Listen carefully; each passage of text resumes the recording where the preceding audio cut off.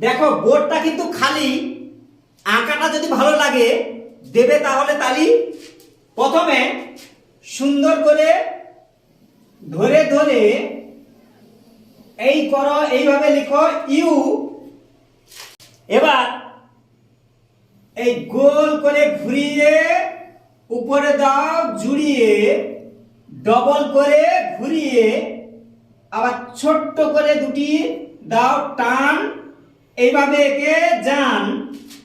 হালকা করে দুটি বাঁকা, একই রকম ফাঁকা। দেখো কাব হচ্ছে আঁকা।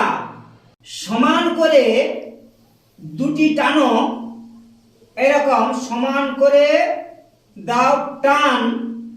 এবার উপর দিকে যান, এসের মতো দুটো বাঁকা, এই কাব হয়ে গেল সহজে আঁকা।